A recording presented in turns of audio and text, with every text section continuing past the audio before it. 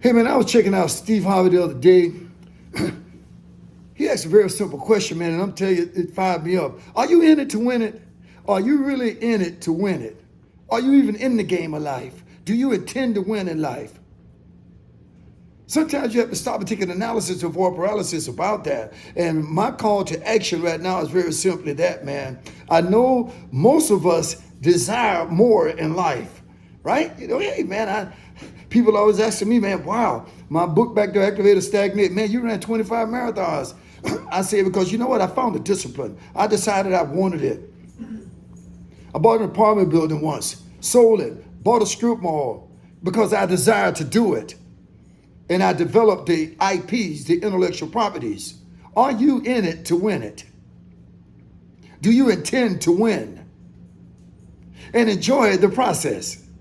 I can't regret no one or nothing in my life at this point. All I can do is say to you is this: you're going to have to go through to get to, baby.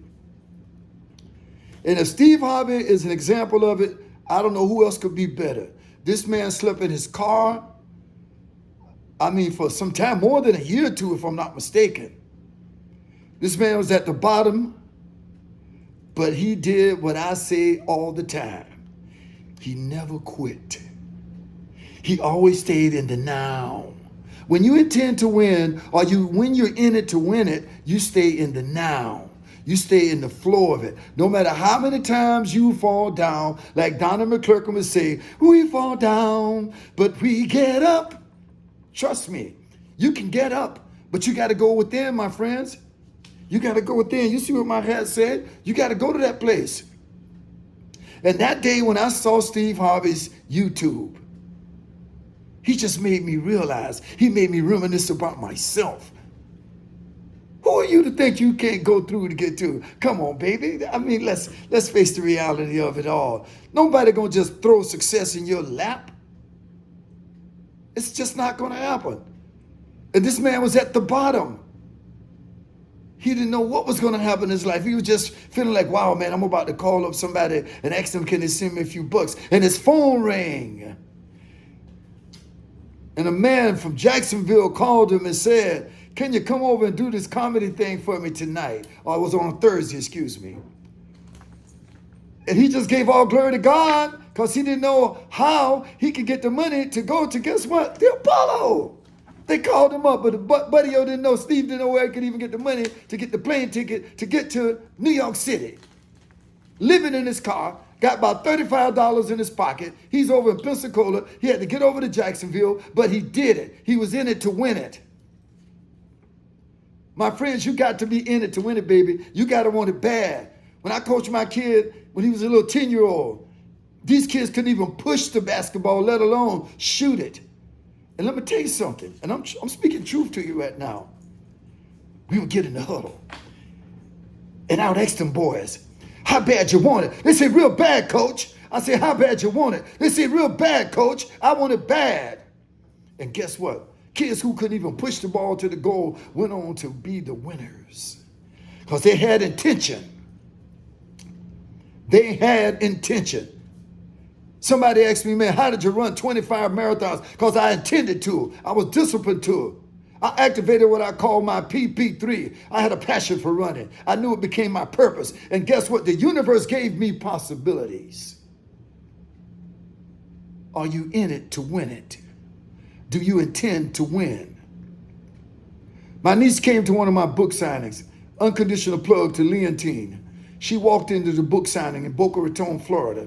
And she said, Uncle Gigi, man, I just love your book. I love the Gigi factor about intend to win. And to this day, I don't think she realizes how much impact that had on me, that something I said mattered. Something I said to my niece, who used to ride around with me in a car from Tampa down to Miami, and we listen to Sade, have a whole lot of fun. And I used to always tell her back then, just believe in yourself, Teenie. Just believe that you can win it. And ironically, she would come to me at the book signing, get an autographed book. She already had purchased her book. She said, I just want to come in today and support you, Uncle G.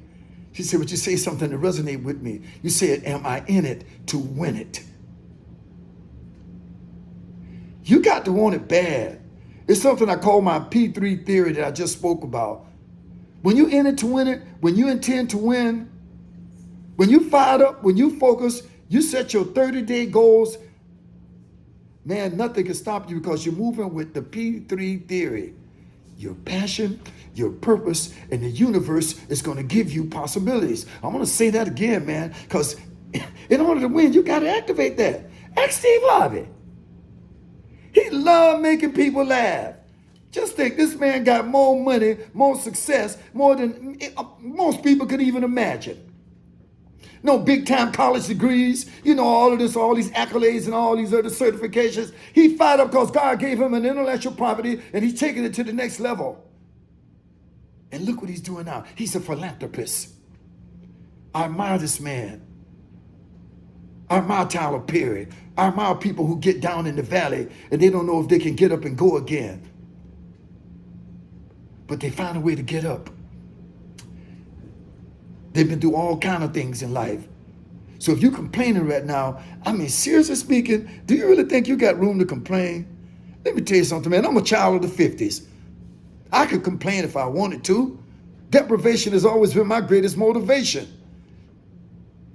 When I got to first grade in 1960, man, let me tell you something. I saw my brother Nelson Griffith go off to college. I made a big deal out of that. I said, one day I'm going to that college too. He went to FAMU. I went to Florida A&M University also. He got his degree. I got my degree. He was like a daddy to me, still is. I didn't even know who my daddy was. I didn't care about that. I knew who my mama was because she birthed me. She woke me up every day with the radio, inspiring me. Woke me every day saying, hey, boy, get out of here and go to school. And when I was a kid, I didn't miss no days from school, baby. None. Because I had a passion for education. I had an intention to win. Even back then, I didn't know God would set me up for what I'm going through right now. I had already activated my intentions to win. My friends, it's an intention to win. I'm only quantifying with the people we call that celebrity. But there was a nobody too, Steve Harvey was talking about when he got to the Apollo, because guess what? He went over and did that little thing for over there in Jacksonville, shot over to the New York City, showed up too early. The man said, now don't you leave this place. He said, look, man, I ain't got nowhere to go. I'll never forget this. He said, can I just hang around here in the Apollo all day today? And he got hungry later. He had to go out and get us some KFC. And he snuck out and he snuck back in before the guy knew what was up. The guy said, okay, now I'm going to give you X amount of minutes and you better come on back here. And guess who showed up with him that night? There was nobody. Sinbad, what's his name? Hughley, what's his name? Jamie Foxx. All of them were just trying to be somebody. All of them were just trying to be somebody. They had to start from somewhere. Do you intend to win? Are you in it to win it? I promise you, if you're in it to win it, the end result is this. The end result is this, success. The end result is this, success. Intend to win. Yes.